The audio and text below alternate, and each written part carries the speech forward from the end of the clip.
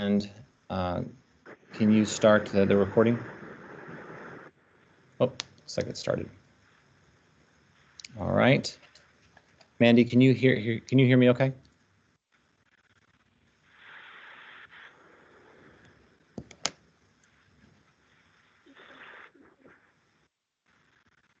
Mandy, can you hear me okay? Yeah. Okay, great. I just want to make sure the audio works. Okay, we're going to get started. If you, I think the way we're going to run this is that if you are not speaking, if you would turn off your video, I think that'll help with the bandwidth and make sure that everybody has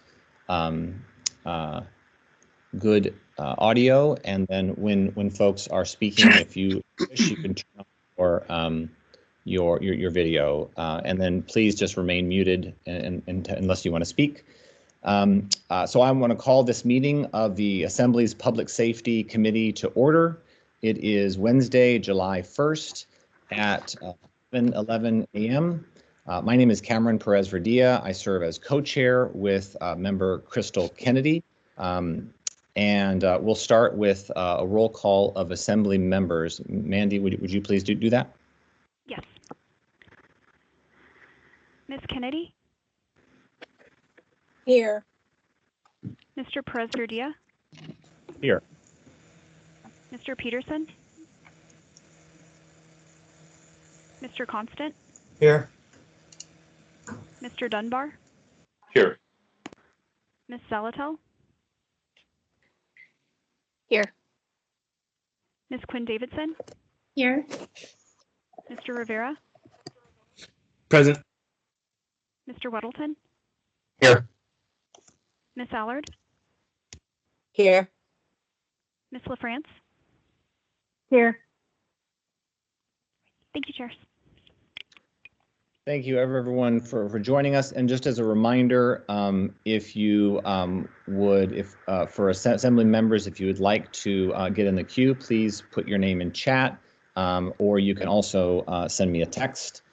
And I think we're gonna get started. We have a pretty full agenda today. I did want to make a few clarifications as it relates to the agenda,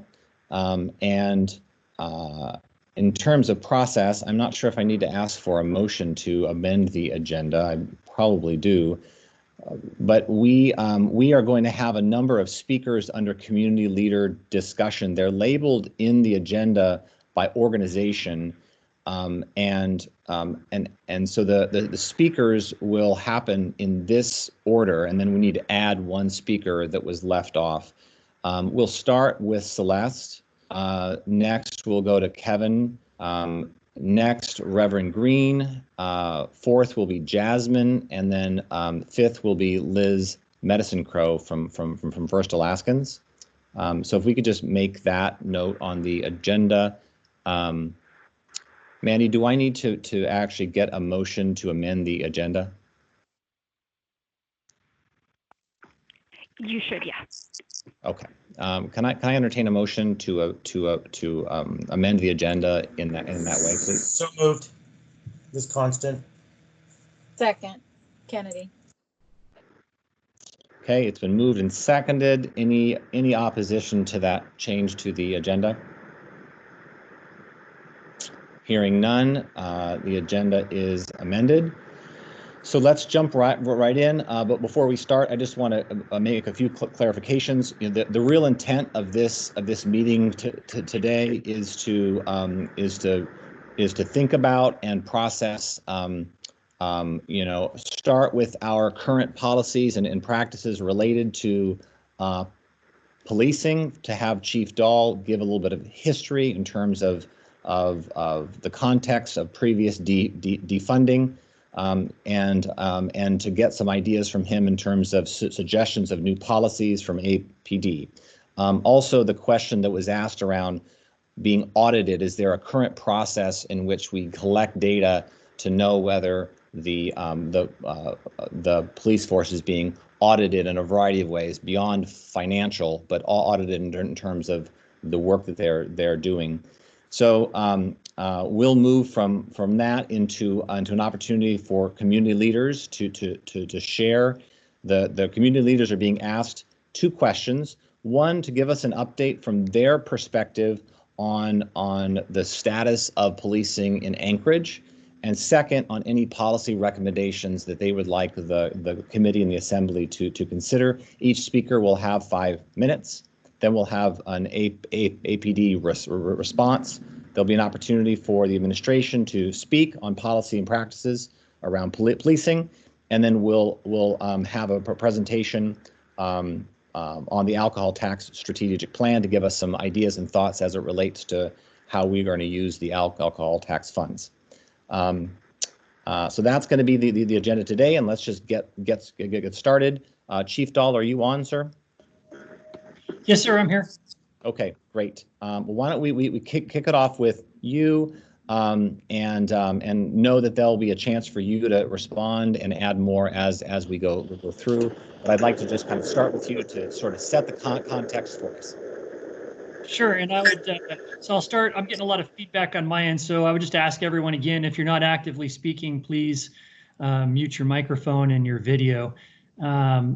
So thanks for that.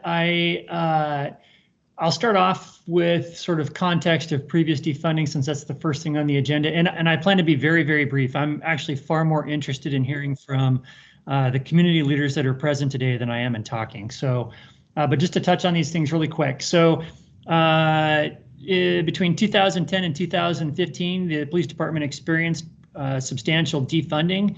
Quite a number of positions were cut at APD. We've had a lot of discussion about this publicly with the assembly, with the administration, with community groups all over town over the last 5 years or so as we sort of built the police department back up. And I feel like as a community, we experienced what that was like and mostly didn't like it. That we saw an increase in crime and other things, a decrease in service, and generally it does not seem to be well received by the world that we live in here in Anchorage. So I'm not sure what else I really need to hit on that, but if anybody has questions, always happy to answer. And then I don't really have anything to touch on with policies right now. We talked about that a little bit during the last meeting that we had with the assembly, and APD is in the process of publishing all of our policies. We use a document management system that's a third-party vendor. They have the ability to create a public portal, and so that makes it in some ways easy for us. We just have to make sure that everything that is there is actually up to date, and we're in the process of doing that now. We're going to start pushing those out as soon as we possibly can, so look for that on the APD webpage coming up. All of our policies will be there. And there might be some that are redacted due to operational concerns, but the vast majority will be there. And is APD currently audited? I think we're audited in the same method that every department in the city is, in that we have performance value measures that we report on a quarterly basis, things that are built into the budget, the PVRs. And from time to time, we seek out external audits either through the university or through the municipal auditor on various things. And then recently, we've had some external audits. I guess I wouldn't call them audits, more of evaluations from subject matter experts that we did with U.S. Department of Justice. And those were on things like our ability to do crime analysis using data, and some audits on investigative techniques, mostly as it relates to our ability to combat violent crime. That was through the Public Safety Partnership, and because that is a violent crime-oriented program with DOJ, most of those things were oriented that way. Anyway, I know that's a quick overview, but like I said, I don't want to take up much time, and I want to make sure that the community leaders that are present have as much time as they'd like to speak. So unless there are any questions, that's it from me for now. Thank you, Chief. I don't see any questions. I do have one quick follow-up, just so we're clear. The question in terms of being audited, I think the nature of that question was around, the processes that you go through to get data on the quality of your work, on your interactions with the community, with those kinds of things. I guess the question is, are there internal reviews or audits that we're not doing that we should be doing, A, and B, is that information from those reviews or audits available to the public so that they can get a sense of how we're doing, where we can improve as a department. So those two questions. So we do those types of audits from time to time. Sometimes they take the form of like community surveys where we reach out to people and find out sort of what their feeling about the police department is. We did one of those a few years ago. I know that there was some talk recently about doing another one. We internally look at our practices on a regular basis and look at crime data and determine what we're doing. But as far as like some sort of set format automatic audit that happens on a periodic basis that generates some sort of standard output, I don't know that there's anything specifically like that that's happening. So I guess it's done on more of an as needed basis and not it happens automatically at a certain time every year. Okay. And I don't see any questions in the queue there. So with that, we're going to move on to the community leader presentations.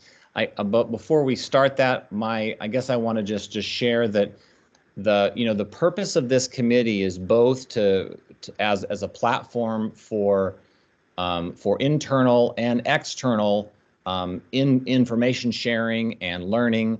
So that's part of why we're doing this, because we want to make sure that as we think about the potential for policy modifications or changes within the city, that we're really gathering as much information as we possibly can. But ultimately, the reason we're having this conversation is because we want to think about whether there are changes that need to be made. And so for the speakers, that's really what we're hoping to hear. We're hoping to hear your perspective of what's going on in our city as it relates to policing from your viewpoint. And second, if there are areas that we need to really consider in terms of changes or improvements, whether that's policies or practices. And with that, we'll go ahead and start. And as I said, we'll start with Celeste. Next, we'll have Kevin McGee, third, Reverend Green, then Jasmine Smith, and finally, Liz Medicine Crow. So Celeste, are you on? I am on. Great. I'm happy to hear your voice, and you can begin your presentation. Okay, so this is like my first time really using this team. So I'm not sure if I'm supposed to see myself because I don't, but as long as you can hear me, I guess that's good. We can hear you. Okay. So co-chairs and members of the Public Safety Committee, thank you for this opportunity to share.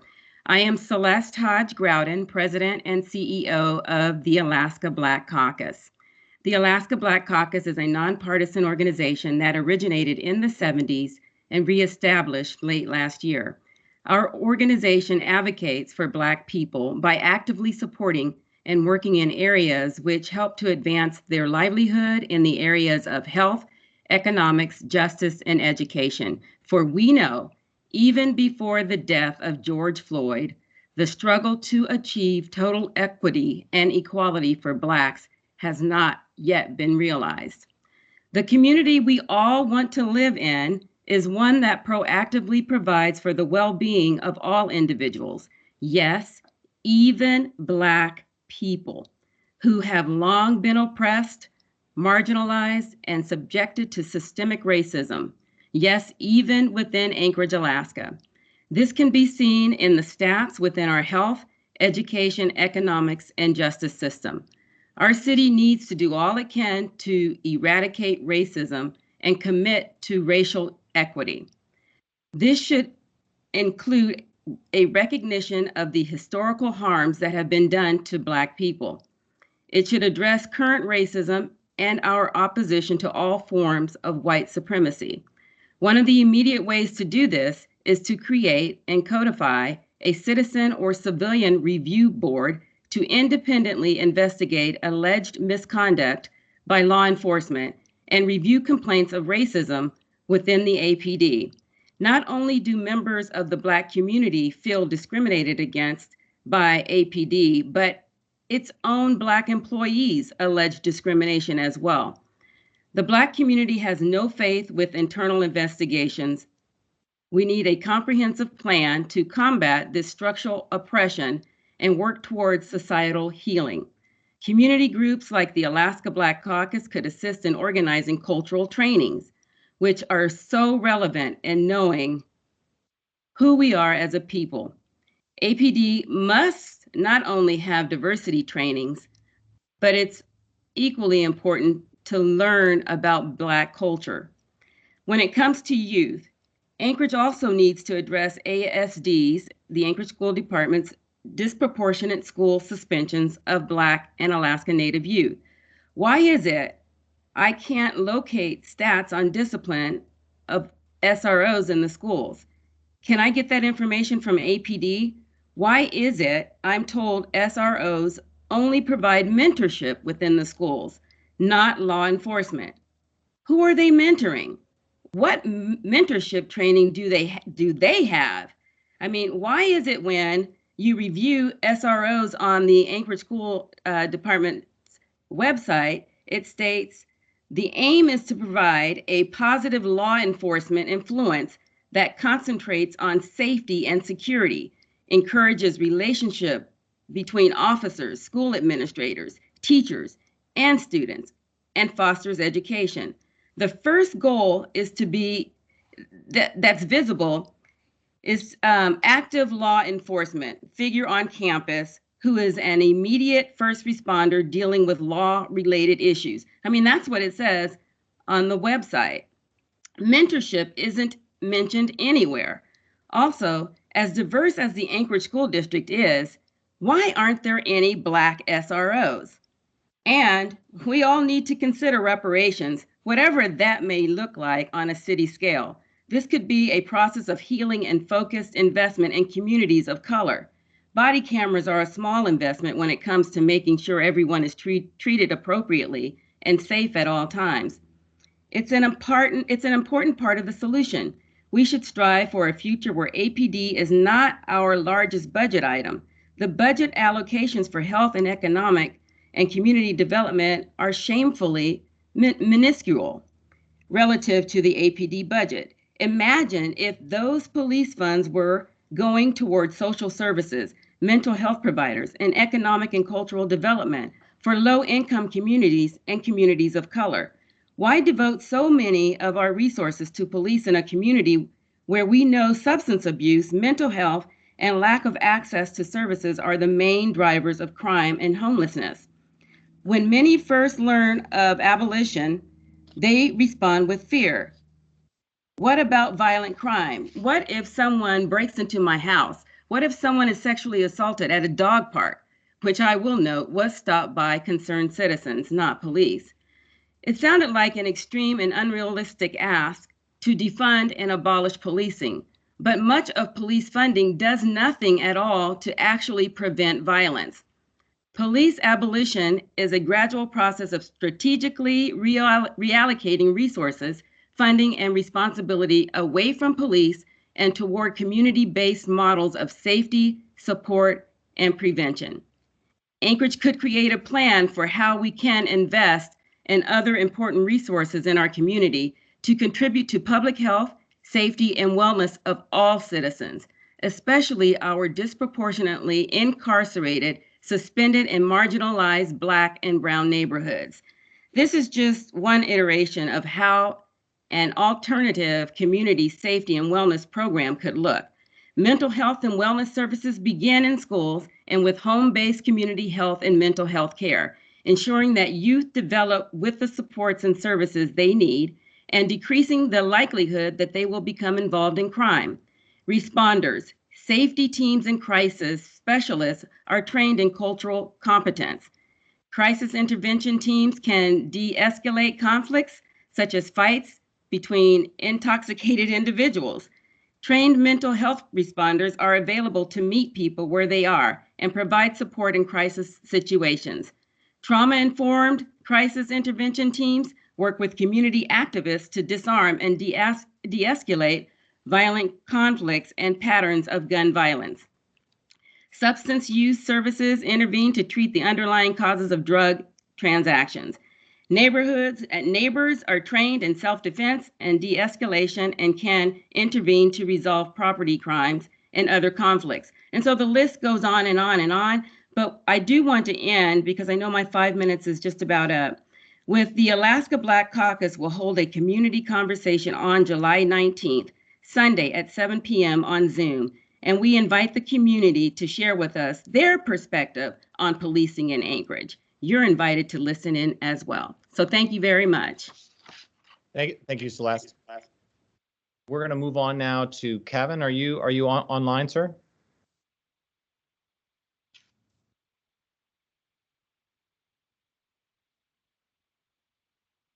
Kevin McGee, are you online, sir?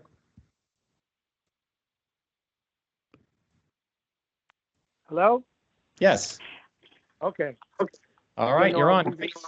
Okay. All right, super. Well, if you could do your presentation for us, you got 5 minutes, sir. Thanks. Sure. Good morning, everyone. My name is Kevin McGee.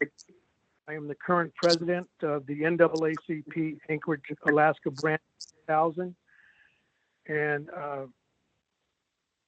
I'm grateful that we have come together and been invited to participate in this virtual committee meeting in reference to the Public Safety Committee for the Municipality of Anchorage. I just have a few questions and concerns, and I appreciate everything that Celeste had just previously mentioned, which kind of piggybacks, or it doesn't piggyback. I don't want to piggyback on what she had said because it's quite similar.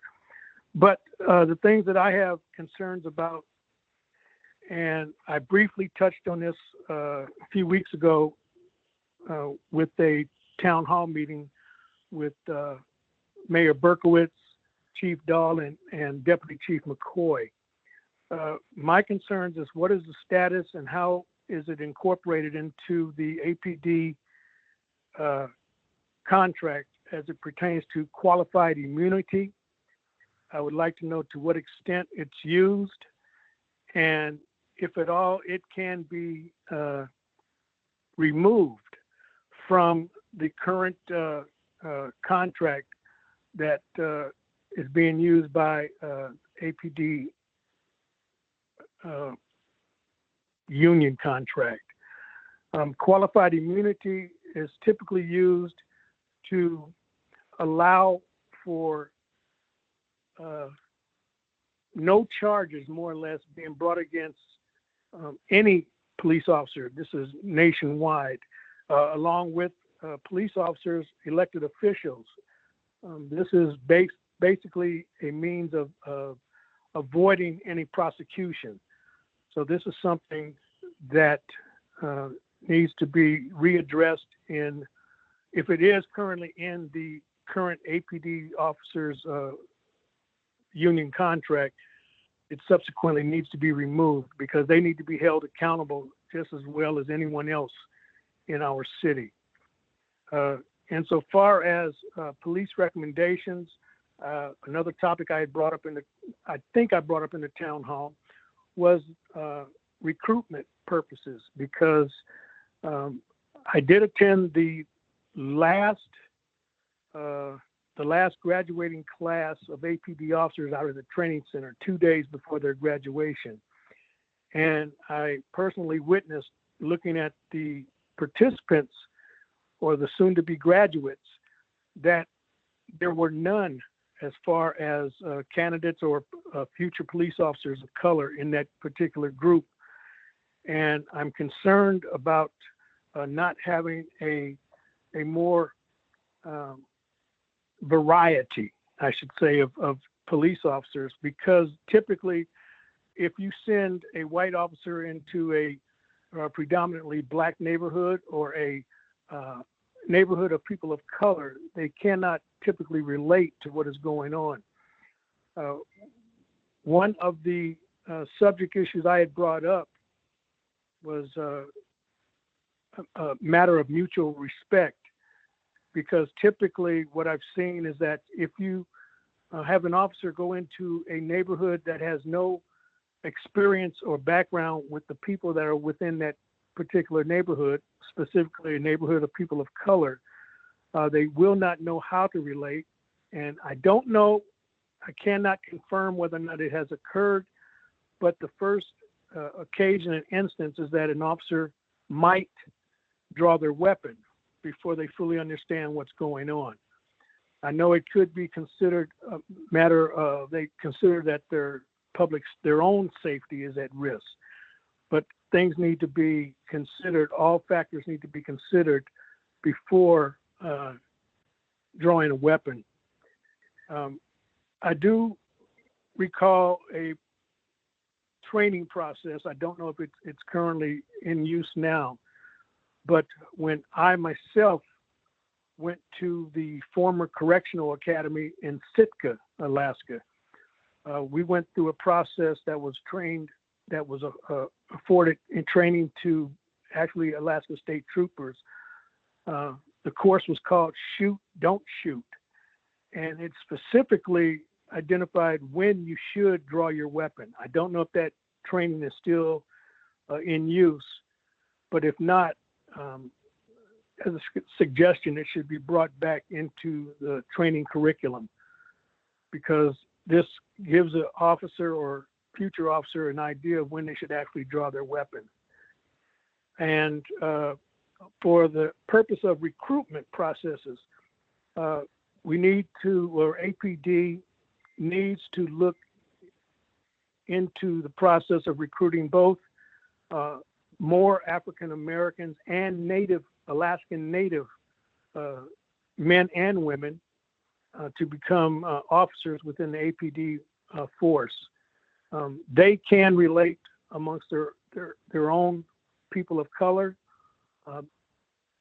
They can actually share their experiences with the current police force, and it would provide an incentive within the communities that maybe that the community as a whole will then understand, or not so much as understand, but be acceptable to the police force if they see officers of their own nationality, ethnicity, color, whatever the case may be. And they may feel more comfortable with talking to the officers. They may not be as intimidated or afraid of the officers and be willing to openly speak with them. And there are other things that need to be done insofar as legislation needs to be changed within the state. I know that's not directly, it would ultimately impact APD, but that's something of a different caliber. Also, insofar as the town hall meeting that I participated in, I was made aware of the fact that APD does not get the largest portion of the municipal budget. ASD gets the largest portion of the budget. So that information needs to be fully disseminated so that everyone is made aware of the fact that APD does not get the largest portion of the operating budget. That's all I have. Thank you for the opportunity to speak. Thank you, sir. Really appreciate your time and your thoughts and your suggestions. We're going to move on next. Is Reverend Green, sir, are you on the line?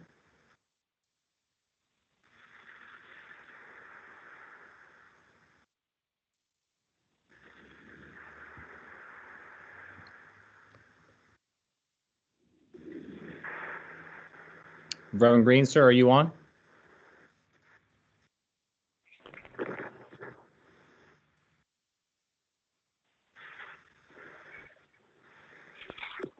Through the chair, if you are calling online and you can't get through because you're muted, if you hit *6, it will unmute you.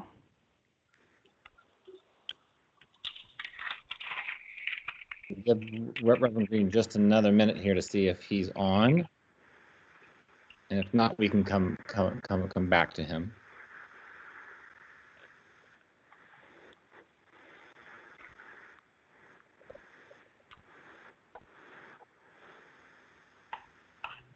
All right. All right, we're going to move on, and then Reverend Green, if you can hear me, jump in when you can, and I'll let you know let me know you're here so I can put you back in the lineup. Let's move on. Is Jasmine Smith? Jasmine, are you on?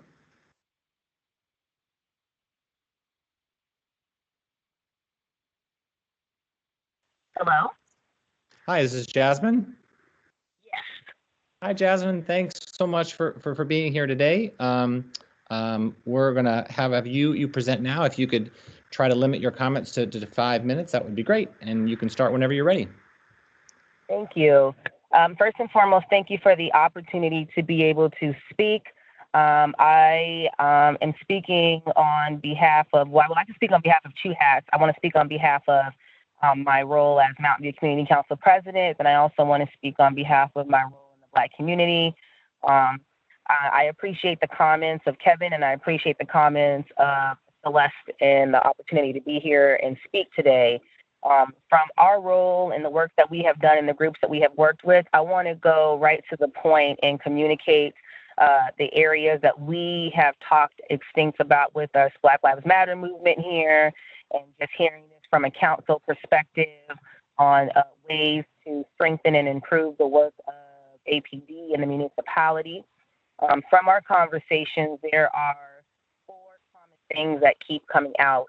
The first thing that we have discussed heavily was also mentioned by previous speakers is wanting to support having a review board as well to ensure standards and practices and quality amongst APD community.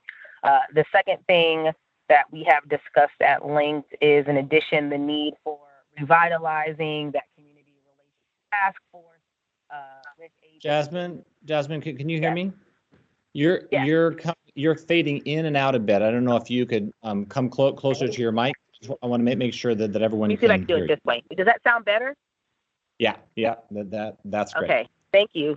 Sorry Yeah. about that, everybody. So again, from our work with Black Lives Matter Alaska. Oh.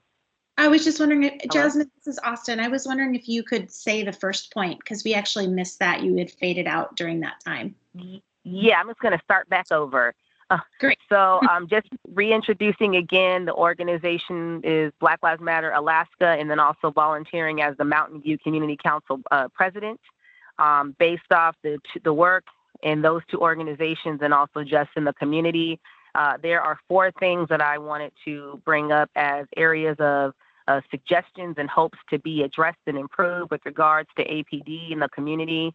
First and foremost, we agree and support the idea of a review board working with APD to ensure the best standards of policing with the community. The second thing we discussed at length is revitalizing, revamping, I'm not sure what the proper word is, the community relations task force, and getting that back to a point of having optimal participation, being available at times for the community to be a part of it, bringing in more diverse leadership from the community and elevating that voice again. The third thing we discussed as well is mandatory training, for APD. We also supported that idea of it needs to be that relationship building and the history of many of these cultural groups that live in Anchorage, in addition to basic cross-cultural communications and relationship building. I know APD does do training at the academy, and I'm sure they do training throughout the year, but it seems to be something that should be required to take place at specific intervals. And then the last thing that we have discussed heavily that we would like to see and talk about more, of course, is more dialogue with APD. And I really want to stress that there are a lot of opportunities to see APD and talk with APD on a basic get to know you, hi, how are you level. However, there is some deep level of healing and conversing and reckoning that needs to happen.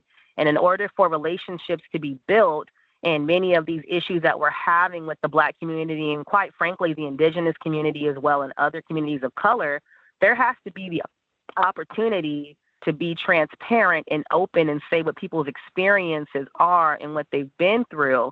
And then in return, APD has to be open and willing to have that conversation and accept what these people and these communities are telling them. Based off a lot of the past dialogues, again, there has been an interest and an openness about having basic conversations about what's happening and what needs to get done. But when it becomes either too controversial, too deep, or too negative, it gets shut down and that narrative gets changed. And unfortunately, we can't build trust and relationships that way. So my hope is that, review board will see something of that nature happening, mandatory trainings, and at minimum, more transparent and clear and open dialogue between APD and the community. And I think it's great that the caucus is having that chance for the community to talk about their experiences with APD. And I do hope APD and members of this committee will choose to get on that call and listen as well. Thank you. Thank you so much, Jasmine. That was great. That was clear and concise, and I appreciate that. We're gonna just check again and to see if Reverend Green is on. Reverend, are you on the call, sir?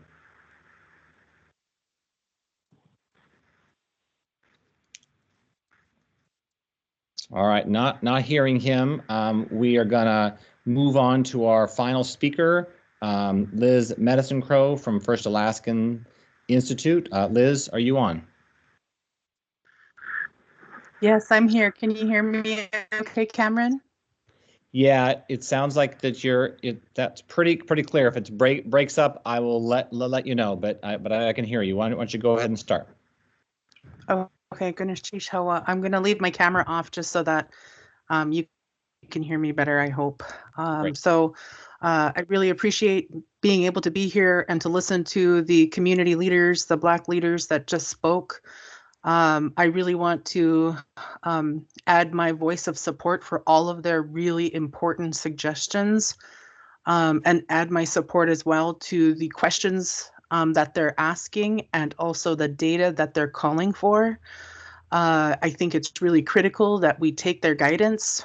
It is really apparent that the way current things are working have put us in a position in Anchorage where we have the benefit of the moment to do things right. But that can't happen if the Anchorage Police Department and the municipality of Anchorage are unwilling to make major structural changes to the way that they're doing policing in the community. So I just really want to co-sign everything that they just suggested. I want to also offer that through First Alaskans Institute, we have a couple different pathways that we would throw out there as suggestions. There are many others. I think Celeste mentioned them as well. But just so you know that we have an Alaska Native Dialogues on Racial Equity process, which was designed about 12 years ago. It was designed by Alaska Native peoples. It was designed by other community members and other people of color to create a way for us to operationalize these values, these Native values, which help us talk about what racism is from a systemic, institutional, interpersonal, and personal basis, helping people to connect the dots in their own work, in their own lives, in their communities, institutions, and structures. And really, it's not a Racism 101 class. It's an opportunity to connect hearts and mind about the transformation that we need. If nothing is done, and if there's no boldness in restructuring, we're just going to get a continued bureaucratic process that is really just meant to subjugate people's voices and to not actually make any changes. And what you're hearing from these community leaders is that's not acceptable any longer. So I offer that. And First Alaskans is willing to partner with the Anchorage Police Department in those efforts. and with the municipality in those efforts. I also want to invite the municipality, this committee, and the police department to also think about being accountability partners in our truth, racial healing, and transformation endeavor. An accountability partner is someone who acknowledges that there is a legacy that exists that needs to be changed. And they have the opportunity of working through the process to look back, not just historically, but also what's currently going on, to be able to share the truth of that legacy and to say that that is going to be transformed, and working with the community, create a pathway to transform that legacy into something that will actually make Anchorage better and more racially equitable and more just. So those are two different things that could work together, and also work with all the other opportunities that I know our Black community and our other communities of color have in this area. There are a couple things that I wanted to make sure to emphasize. I know that there's a conversation and funding available for body cams, but until the system can be transformed, we need another way to make sure that the police department is able to be held accountable. So on top of the citizen review board, those kinds of mechanisms are really critical. I also want to emphasize something that was shared earlier as well, and that is around trauma informed, but also culturally relevant, culturally meaningful, and there's a way to shift the way that policing is happening in incredible ways if there's willingness, and I haven't heard willingness yet. And we want to be helpful to the police department so that they can get there. So again, the invitation stands from First Alaskans Institute to connect with us, and we are more than willing to help the community of Anchorage do the work it needs to do to get better, and to also be partners in racial justice and make that firm commitment. Ganesh Chishawa for your time. Thank you so much, Liz. I really appreciate your time and being a part of this conversation. I do have someone with a question / comment. Austin Quinn Davidson, go ahead. Thank you, Mr. Chair. I just wanted to thank all of the speakers and particularly thank all of you for specific ideas and how we might implement that. I think that many of us agree with what you're saying and want to make change and are looking for ways to do that both are ideas we have, but that are informed by what the community brings to us, and that those impacted the most from systemic racism and our troubled history and current day practices can help us understand how to do the work best. And so I guess I've talked with various members about what we do next, and I want to have an open conversation with the body about how we approach this and how do we make real change. And I think all of us are sort of trying to deal with that. And I guess I just want to be honest about that and appreciate Liz's suggestion. And what are concrete ways that we as the Assembly can organize and have dialogue and incorporate all of these great ideas and thoughts that we're hearing. And I guess I'm looking for feedback from anyone, either members of the Assembly or the speakers, and particularly too, the mayor and his team and the chief are also play a role in these decisions. And so what are all of our roles? How can we all work together? And how can we make this process real and meaningful? And it's a big question, but that's sort of what I've been grappling with. Thank you, Austin. And I want to make sure that before we're going to move on to having APD share some thoughts about what we just heard, and any responses and reactions, and also an opportunity for the administration to speak. I will say that one of the things that we will do following this meeting is create a document with all of the specific recommendations that will allow us to sort of have a guiding document to move forward on. And I agree with you, Austin. We need to have that very real conversation. I also wanted to just appreciate, beyond the specific potential policy changes, just this idea of recognizing the current system we're in, recognizing systemic racism, recognizing white supremacy, these kinds of things. I think are really important as well, because it's more than just policy. It's about changing hearts and minds and culture within our city. So I don't see any other comments or questions in the queue at this point. I want to again thank all of our speakers, and I hope you can stay on for the remainder of the meeting. I want to send it back over to Chief Dahl for any sort of responses or thoughts to the presentations that we've just received. Chief. Thank you, Mr. Chair. I really appreciate that. I'm always very interested in hearing from members of our community, especially community leaders.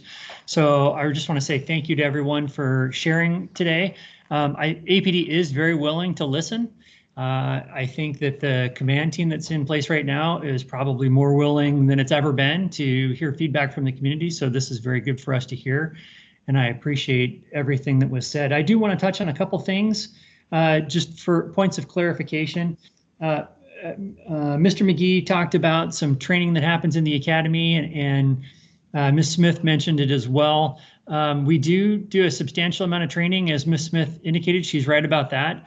In fact, Mr. McGee actually, I think he mentioned it, participates in that training along with some other members of the community and community leaders. So to be honest, if you have specific questions about what that is, he probably knows more about it than I do. So I would encourage him to speak up again if there are questions about specifically how that goes. But we're always very appreciative of his partnership in that and the other community members. He mentioned at the town hall and again today, qualified immunity and how that applies in the APD contract and in criminal cases against officers. So I think there's a lot of confusion regarding this concept out sort of floating around in the world. So let me make it a little bit more clear if I can, recognizing that I'm one of the few non-attorneys participating today. But qualified immunity is not something that's in the APDEA contract. It's not mentioned in there.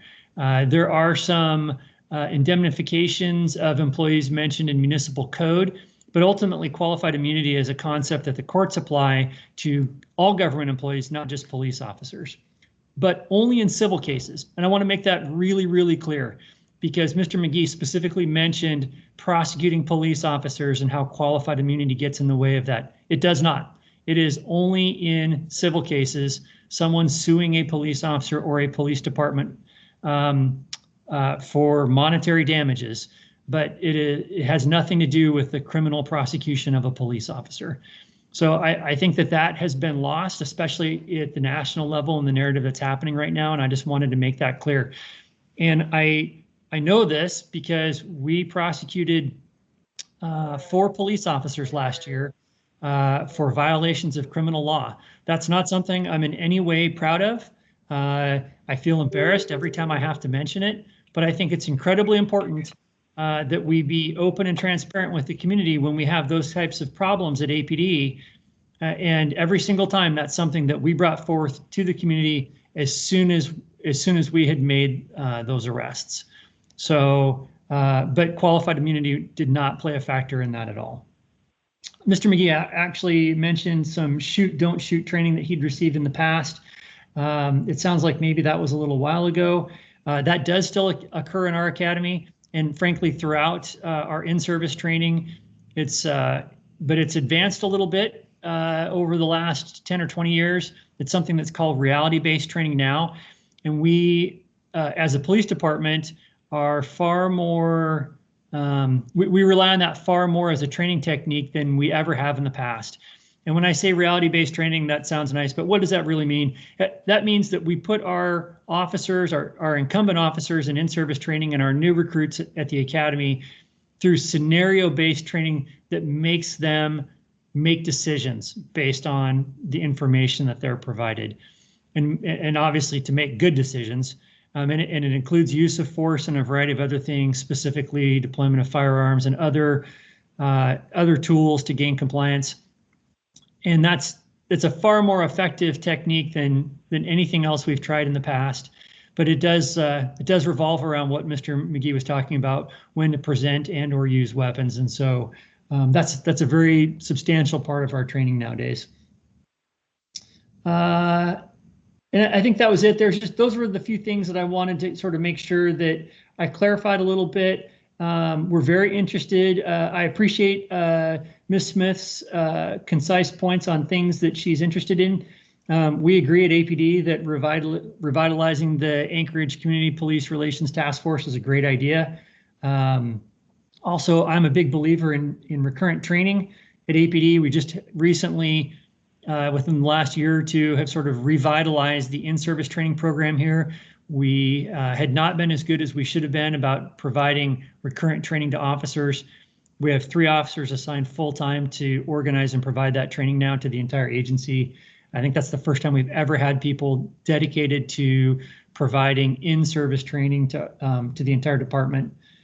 In transparent, open communication, I'm very interested in the ongoing and continual dialogue with the community about what the police department's doing, how we're doing it, and what the community feels about that. So I want to make a little space for Deputy Chief McCoy. I know he had some insights about some of the points that were brought up previously. So I'd like to hand it off to him to kind of wrap up for APD. So if that's okay, Mr. Chair. Yes, of course. Thanks. Hey, thank you very much. Great. Thank you, Chief. This is Deputy Chief McCoy here. First of all, I want to thank all the community leaders for speaking with us this afternoon. Your insight is very appreciated, and I look forward to having additional conversations with you. We actually have a conversation scheduled for later this afternoon, where I hope we can delve deeper into some of these issues and work together on some real solutions. But just real briefly, I wanted to touch on a couple of items. The first item was the comments Ms. Hodge-Grouden made regarding systemic racism at APD. So I can tell you, as the Deputy Chief of Police and as an African-American male, I would not rest if I felt there was systemic racism going on at APD. By no means are we a perfect department, but we have taken substantial steps to ensure that everyone is treated with dignity and respect. The internal affairs section falls under my command. We take all complaints internally and externally and fully investigate those. And if anyone in our community feels they've been racially discriminated against, if any officer on this police department feels they are not being treated equitably, or if they have suffered from racism, I have an open door policy. I welcome anyone from the community who's have experienced this to reach out to me, because again, it's not tolerated here at APD, and I personally would not rest until those matters are fully resolved. So I just wanted to put that out there. The second thing I want to talk about very briefly is our SRO program. Ultimately, we abide by the community's expectations, and the overwhelming feedback that we've received regarding our SRO program is that they love it. It was just a couple of years ago, we were receiving requests from the school board to double our SRO program. So it truly comes down to community expectations and what we are willing to do with the SRO program. Mentorship is a huge mantra that we abide by with our SROs. We don't view SROs as a law enforcement assignment. It's a mentorship assignment. And the feedback we've received is overwhelming as to the success we've seen there. And diversity is very important to us. Diversity is important to us throughout the department, but specifically with SROs, when we created our SRO program a number of years ago, the foundation of that unit was built with a African-American supervisor leading that unit for a number of years. And one of the first SROs and lead SROs in the program was African-American. Both served in that unit and built it to what it is today. And we continue to have several people of color serving in that unit. So again, we know we have a lot of work to do across the board here at APD. And I look forward to further discussions. And I just want to thank you all for your time. But again, I just want to touch on those 2 points of clarification. So thank you. Thank you, Deputy Chief. Appreciate your thoughts. And then thank you, Chief. We did have one question. I wanted to create some space. One of our speakers wanted to do a follow-up piece. Liz, Medicine Crow, did you want to ask a quick question? Yeah, I was just hoping for some clarification around the current APD policing manual and its status. Is it available in its most current form, easily findable on the website, and if it's also under review right now, and how the public may comment to put forward substantive suggestions for those policies. I've been in contact with a number of other people asking if we've seen the most current edition, and it's been a little bit hard to locate. So I just really wanted to get some clarification from the police department. Where can we find it? And what's the process to make sure that the community and the leadership of the community is actively involved in that review?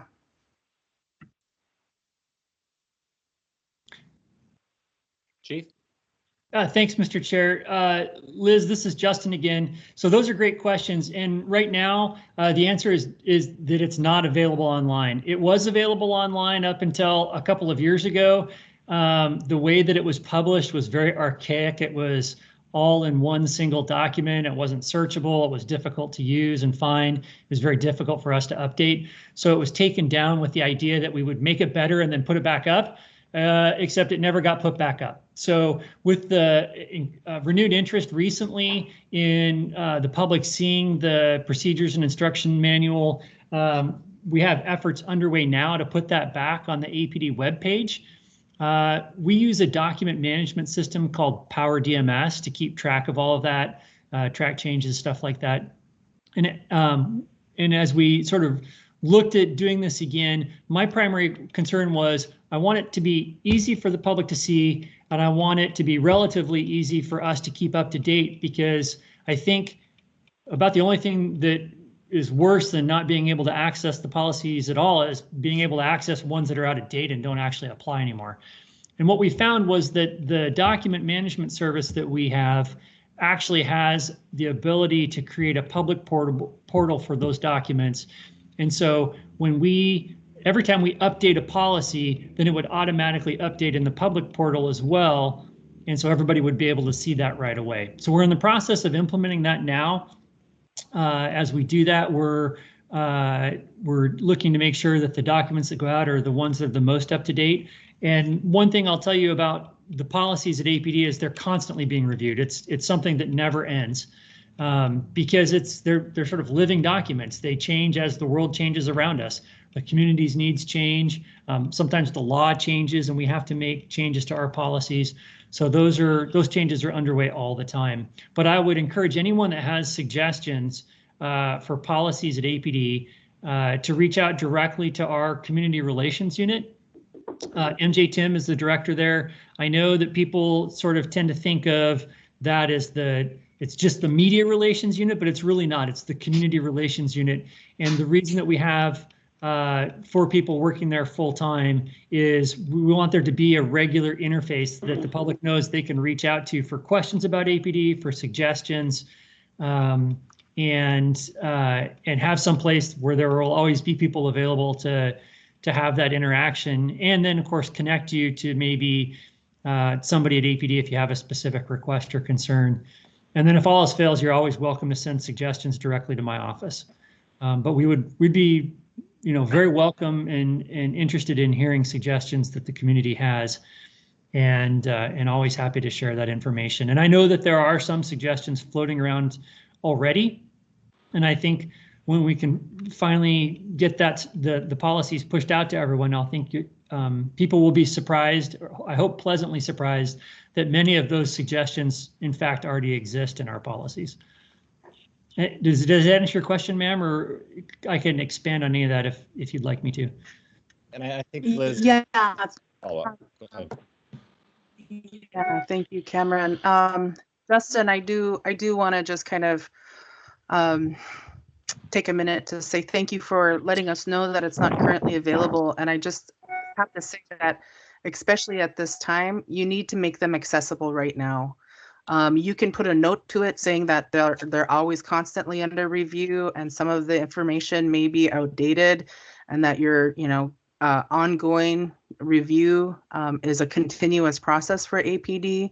But in order to be transparent with the community right now and to build trust and to show that you really are committed to this effort, you need to give us the opportunity to review it, even if it's not perfect. The suggestions people are putting out there and saying, hey, I don't know if this is something you guys do already, could be actually grounded in the policies that you have. So I really highly encourage the APD and the municipality to make sure that we, the public, have an opportunity to participate in that review and to give you meaningful and substantive suggestions on the way that you could move forward. And we can't do that without seeing the policy. It's never going to be perfect, like you said. So just let us have access to it now. That would be really appreciated. Kunishish. Thanks. Yeah. Thank you. I completely agree, Liz. We're doing it as quickly as we can. So we're going to put it out there as fast as we can. But I agree, it's coming. And we need to move on to have a lot of other things. I want to give just a quick moment for Mr. Dunbar. He wants to give an update on this topic. Go ahead. Thank you, Mr. Chair. So I just wanted to note, because it's relevant for the discussion that was just had by the chief and Ms. Medicine Crow, that Ms. Zolotel and I had a productive meeting with the police chief and others, municipal attorney, and municipal manager several weeks ago. And from that, we developed an ordinance that actually got submitted today to the agenda. So it won't become public for another week or so, but it was co-sponsored by myself, Ms. Zolotel, and the mayor. And it requires that the police department publish online all policies and procedures and keep them up to date into the future. And that was based on not just the hope that it could happen soon, but also we want to put in law that it has to remain the case in case in the future we have a police chief or administration that's resistant to that, which I don't think is the case now, but we want to have it in code. Thank you, Mr. Dunbar. And we do need to move on. I see that Celeste wants to make a quick comment. So if you can make it really quick, I would appreciate it. Celeste. Okay, so thank you for this. I'm just really sitting back here disappointed and frustrated after hearing the comments from Deputy Chief McCoy to share that there is absolutely no racism, structural racism within APD. It tells me that I probably shouldn't attend that 4 o'clock meeting that's set up, because I want to deal with the issues. And if we're still out there saying that we have no issues, then I have a problem. That's all I have to say. Thank you. Thank you, Celeste. We're going to move on and make sure that I have a little bit of time for the administration. Jason, are you on, sir? I am. Great. I have a little bit of time. Just want to make sure I created some space for you to give us an update on policies and practices changes that you guys are currently working on. Yeah, and I think the big one that we're pushing out there to the public was the one that Assemblymember Dunbar just mentioned, that will be introduced on the July 14th Assembly agenda, that requires APD to post its current policies and procedures, and that, when there are revisions, to get those updated and up as quickly as possible. So I think that's the biggest one that we were working on, and then obviously I believe that the chief and a few others have touched on it, but we are continuing to kind of do our due diligence internally to figure out all of the things that are necessary for us to put together a formal proposal on what it would take for us to equip body cameras for officers at APD. That is obviously not as easy as just saying, let's go out and buy it. There's a lot of IT and other issues that we also have to work through as well. So that is something that we are working as quickly as we can on, and hopefully here in the near future, we'll have more updates on that. So I think those are the two big ones that I would mention today. Great. And I don't see anybody else in the queue right now. I did want to, before we move on to our presentation, I just want to make sure, I know I moved on quickly, but I want to make sure that Celeste, that you know that I heard you, and I had a very similar reaction. And I think part of what I think maybe we need to be talking about is understanding what we even mean by systemic racism, and that it certainly does exist. And so, but I think that we need to probably have a more substantive conversation about what it is, what it looks like, and what we're going to do to address it. So with that, I'm going to move on to our last presentation. Mr. Perez Verdia, this is Deputy Chief McCoy. Can I just say real quick something to that? Go ahead. Yeah, go ahead. Okay. So again, I just want everyone to understand where I'm coming from is complaints that I've received or internal affairs have received here within the department. If there are issues out there, I want them brought to my attention so we can fully investigate them. And if there are things that are going on, what my intention is, they have not been brought forward to us, because we will fully investigate it and we will not tolerate it. I know by no means are we perfect, and things have happened that have been unequitable, but they haven't been brought to my attention or to our current state of internal affairs to address, and we're 100% committed to do so.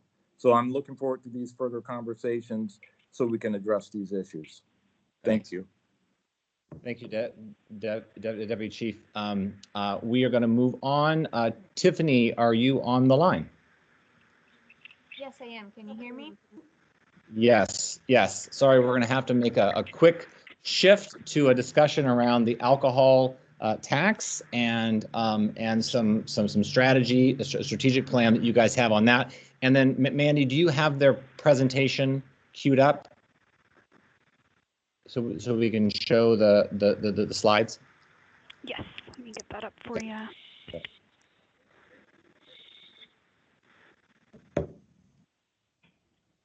And Tiffany, if you could try to keep it to about 10 minutes, that would be great.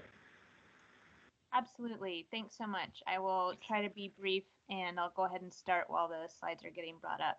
And actually, just before you come on, it looks like I have someone who wants to make a comment. Mr. Rivera, will you please speak? Thank you, Mr. Chair. I know we're running out of time, so I will be brief, and really want to acknowledge and thank the presenters for speaking and sharing your truth. I think it's important that we all acknowledge the realities that are being lived by people of color, by Black residents in Anchorage and Indigenous residents in Anchorage. And, I want to state that we have a lot of work to do. And, when Celeste talks about systemic racism, I want to agree with Cameron. that we have to really think about what systemic racism is, and have to acknowledge that systemic racism is something that exists throughout the municipality in different degrees and in different ways and in different forms. And we need to have that conversation about what it looks like, because if we don't know what it looks like, then we can't deal with it. Then we pretend it doesn't exist. Also want to acknowledge that really grateful for the efforts of Mr. Dunbar and Ms. Zalatel and the administration for putting that ordinance forward. But frankly, we should need an ordinance for these types of policies to be made public. So I'm going to continue to be a thorn in the side and push for more change and making sure that we are moving in the right direction and listening to the community. But want to really thank everyone for today. Thank you. Thank you, Felix. That was a great transition note. So we're going to move on. Tiffany, are you ready for your presentation? Yes, thank you. And it looks like what I'm seeing on the screen is not the documents that we had shared. What we had shared is the title of it is Draft Anchorage Theory of Change, I think. Thanks very much. So I'll just go ahead and get started. I'm Tiffany Hall. I'm the Executive Director of Recover Alaska. We work to reduce excessive alcohol use and harms across the state. And I am not doing this work alone. When I got back into the office after being out for a number of weeks, many people had been asking Recover to get involved on the process around the alcohol tax revenue. And sorry for those of you who heard this at Public Health Committee. I'll try not to duplicate too much, but just wanting to say that we've been working with Trevor Storrs with the Alaska Children's Trust and Dr. Monsager, who's on the Homelessness Leadership Council, and with Agnew Beck to help us pull this all together. But what we've really been doing is engaging as many leaders as possible. I know that I don't have all of the answers, and we know that the Assembly is trying to hear from subject matter experts. And so we've been pulling together people from across the spectrum, not only in prevention and treatment, but also in safety, as well as people with lived experience and leaders in equity and diversity, including some of the folks who just presented. We've also invited members of the administration to our meetings, as well as the Mental Health Trust, who I know has been working with this committee, I believe, on some non-police crisis response models. And our thinking behind this is that if we want to really address big social issues like addiction, mental illness, child abuse, domestic violence, and homelessness, we need to address it from every angle, considering adverse childhood experiences, trauma, racism, poverty, and all of the other causes and effects. And that requires multiple sectors and approaches, which is why we've been asking so many people to help us map out what they think are the intersections between these issues and the various ways they think we can successfully address them. So just to give you kind of that intro to the framework that we're presenting today, this is the really big picture, the holistic view on how to consider the framework that we should use, that we could use to invest these dollars. Our next step is to prioritize these and to try to give you more specifics with specific dedicated ideas, dollar amounts, outcomes, and metrics, but we just haven't been able to get to that yet. We started out with a list of about 100 people, and that quickly grew to over 225 people being invited to these conversations because we don't want to miss out on some views that have largely and are long overdue and are often overlooked. So we also will hopefully be coming to this specific committee with ideas around mental health response to crisis, domestic violence, sexual assault, and child maltreatment, as I know this is public safety, and we consider all of those to be public safety issues.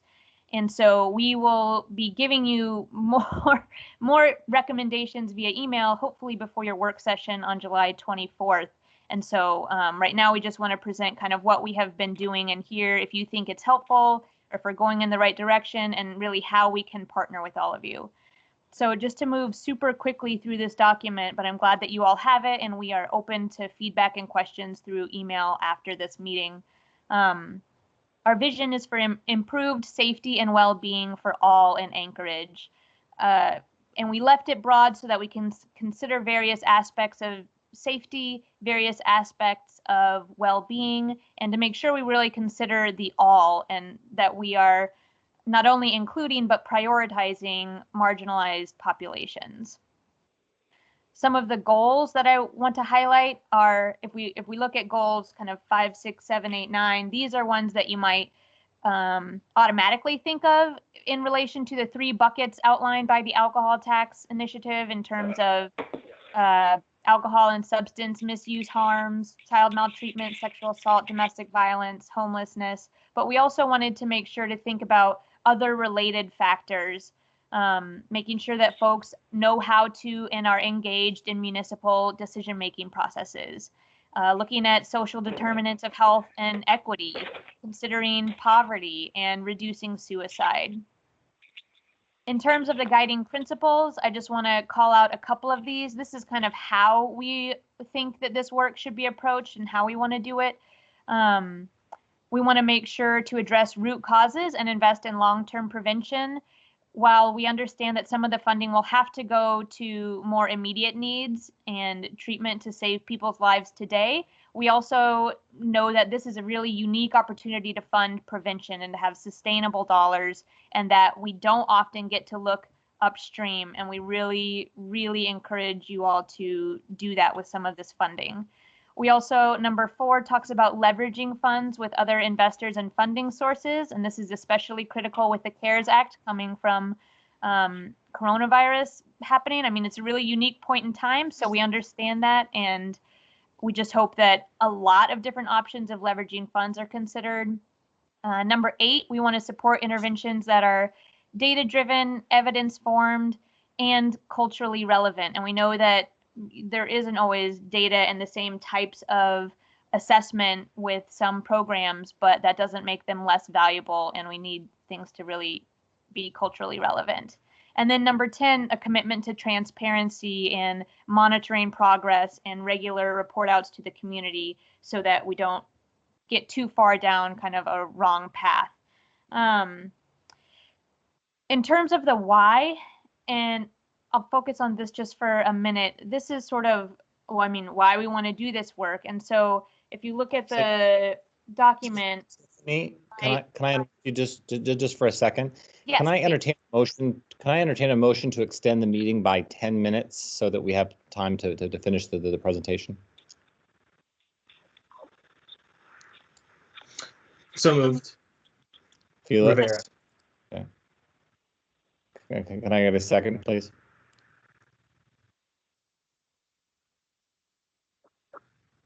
I did, Cameron. This is Austin. Oh, thanks. Thanks, Austin. Okay. Any opposition to extending the meeting by 10 minutes? Hearing none, it is extended. Go ahead, Tiffany. Thanks for the pause. Thank you, Mr. Chair. So in terms of the why, this is again sort of about the framework, but by focusing on dismantling systemic racism, healthy children and families, healthy relationships, affordable housing, education and career prep, good jobs, and behavioral health issues, all of these things will help us to address poverty, partner and family violence, homelessness, unemployment, mental health crises, substance misuse, and perceptions of safety, so that we can reduce the issues that voters prioritized, such as frequent involvement with police and corrections, domestic violence and sexual assault, child maltreatment, unsheltered homelessness, and deaths of despair, such as suicide and substance overdose. So again, all of this is sort of a framework to think about how we do these investments. And if you look at the next page, the logic model, it's a really, really dense document that I'm not going to try to get into today, but will leave with all of you so that you can take a look at it.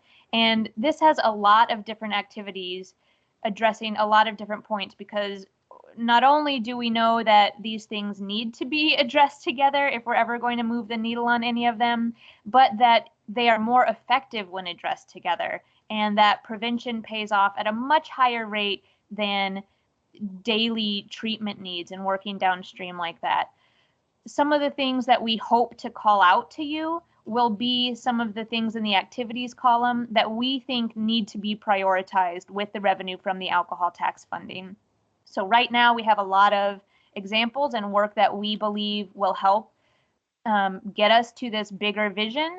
But within the next 2 weeks, we plan to present to you our recommendations of exact programs or models and exact dollar numbers that we can, and what metrics and outcomes we can expect from that within these activities. So for public safety, we'll call out things like a behavioral health crisis response model and potentially some domestic violence or child maltreatment examples. I don't want to do that today because the larger group hasn't decided on that yet, but we are working hard on it. And I also just want to hear back from you. We know that this is your process, and we just are curious sort of if you have any first thoughts about this and if this feels helpful. Thank you to Tiffany. Sorry about our meeting being squished, but really appreciate the presentation. Do we have any questions or comments from Assembly members? And I know that most folks are in contact with you, so we can encourage people to ask questions or share their feedback with you offline. I really want to appreciate you coming today and sharing this, and really want to appreciate the work that you're doing to help guide this process with us. And so what I'm going to do in our last few minutes is open it up for public comment. We've got about 9 minutes, so we're not going to have, we'll probably have enough for 2, maybe 3. So if there is someone from the public who'd like to speak, you have 3 minutes. Is there someone who would like to speak? Please let yourself be known. Hi, my name is Cynthia Gotchapine. I'd like to speak. Okay, great. You can begin. You have 3 minutes. Okay. So I actually am with PSL Anchorage, and I emailed Assemblyman Perez Verdia about a week ago asking about the case of Dalen Palu. We also had gone to the last assembly meeting and had read out a couple of questions, and were directed to send an email and ask you guys to address this case. We had originally asked for the case to possibly be reopened. We were told that new evidence would have to be found in order for that to happen. So we have decided instead to kind of see what would be the options for Dalen's mother. What route should she go to get the evidence that she's asking for, since the case has been closed and will not be reopened without new evidence? She is being told that she cannot get that evidence. Okay. Wow.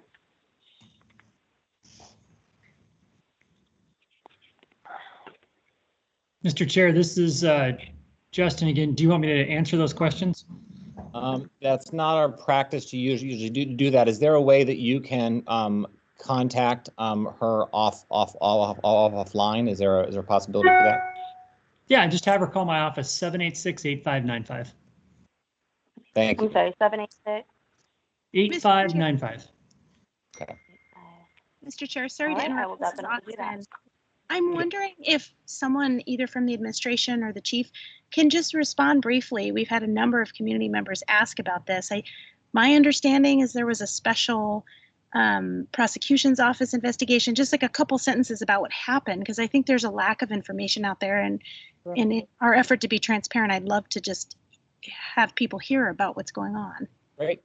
Is there someone from the assembly who'd like to respond?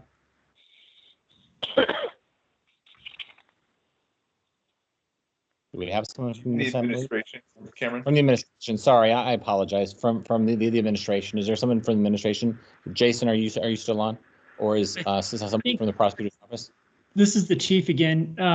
If I can, Mr. Chair, I can probably respond on behalf of the administration. Okay, great. Go for it. So I understand there have been a lot of questions about that case and how to get information. I have been, and my command team have been working directly with the Office of Special Prosecution. Ms. Quinn Davidson is correct. They're the ones that did the independent investigation into that case.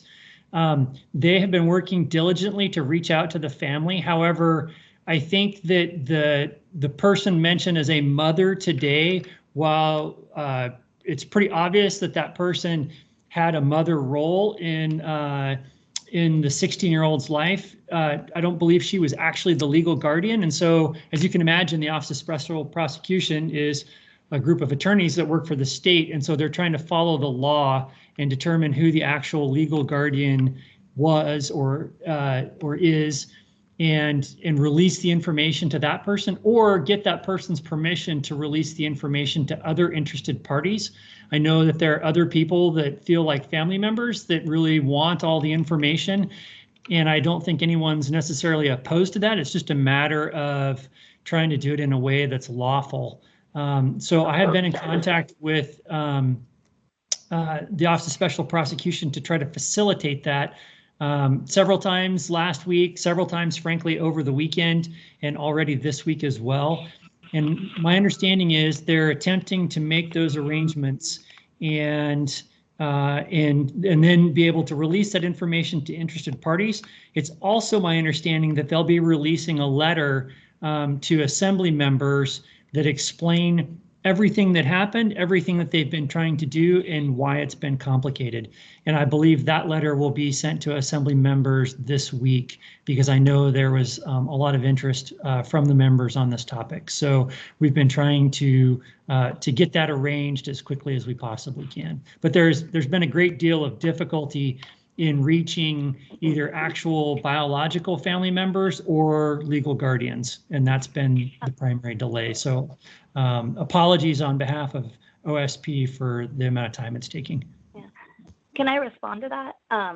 So Karen is his legal guardian, and she does have the paperwork to prove that she is his legal guardian. The last that she spoke with Special Prosecutions, she was told that the evidence is still in the APD possession, so they could not give her any information.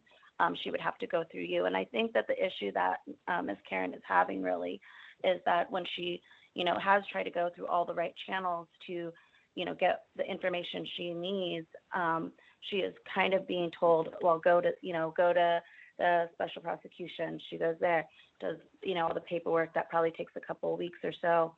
They reply back, we can only, we can't really help you, go back to APD. And she really is just getting this runaround. And I think that's the core issue here is she just wants the information she's asking for. And now it was being told that they, found out that she is not the biological mother, but she is the legal guardian. She does have the paperwork necessary to prove that. I guess, is there anyone that she can contact to give, I guess, the paperwork to, as well as get just the information that she's asking for? She just wants to, be able to go to one person, give them whatever they need from her, and then get what she's asking for. Yep, that totally makes sense. This is Justin again, by the way. I can help make that happen. So call my office. I'll get contact information from you for her, and we will make sure that she gets linked up with the right people to get that. Okay, thank you. Thanks. I am, unfortunately, we don't have enough time for more public comment. I'm assuming there are probably people on who want to make comments. I would really encourage you, if you do have comments, to email me and share your comments in that way, so I can make sure that information gets shared with the committee. I want to thank everybody for their time today. I especially want to thank the community leaders for your presentations. I see Mr. Rivera. Do you want to go ahead and make a comment before we close? Sure, just because I think there might be a little bit of confusion. So the next meeting that we're about to go into is a virtual meeting. So I will see you all on Teams in a few minutes. Okay, thanks everybody. And with that, this meeting is adjourned. Thank you, everyone. Have a great day.